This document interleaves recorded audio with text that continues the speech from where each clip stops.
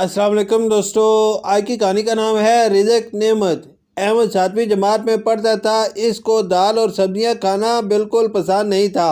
वो बिरयानी, पिज़्ज़ा और बर्गर जैसी चीज़ें शौक से खाता था। एक दिन वो स्कूल से आकर खाना खाने बैठा तो खाने में लौकी देखकर उसका मुंह बन गया। अम्मी से कहने लगा, आपको पता है मुझे दाल और सब्जियां बिल्कुल पसंद नहीं। ये कहते हुए खाने के सामने से उठकर चला गया। उसकी अम्मी ने उसे समझाया कि दालें और सब्जियां तो हमारी सेहत के लिए जरूरी हैं। इसने एक न सुनी, फ्रिज खोला कि खाने को कुछ होगा, लेकिन उसमें कुछ नहीं था। इसके पास कुछ रकम थी। उसने बर्गर की दुकान से बर्गर लिया और घर आकर बर्गर को प्लेट में रखा और फ्रिज से पानी की बोतल उठाकर लाया तो उसने देखा कि इसके बर्गर पर मकड़ी बैठी हुई है। उसने वो बर्गर परिंदों के लिए छत पर रख दिया। अब वो चिप्स खरीद कर घर लाया तो देखा इसमें से लाल बेग निकल कर भागा।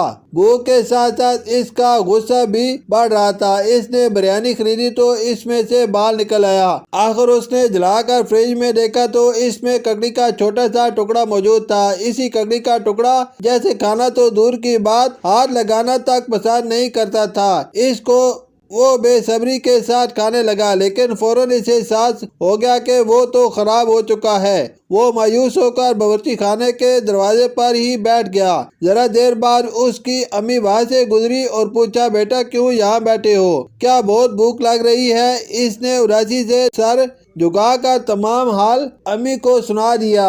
अम्मी ने इसे समझाया कि तुम रिज़्क की बेअदबी करते हो, ये इसकी सजा है बेटा। बहुत से लोगों को तो ये भी नहीं मिलता, इसलिए रिज़्क की कदर करो, वरना खुदा न करे नवाले को तरस जाओगे। इसने अम्मी से पक्का वादा किया कि वो आइंदा अल्लाह के रिज़्क की नाकदरी बिल्कुल नहीं करेगा। इसकी अम्मी ने कहा कि हाथ मुंह धो, मैं खाना लाती हूँ। अब वो इसी तोरी को बहुत बेसब्री से खा रहा था जिसके सामने से वो उठकर चला गया था। शुक्रिया।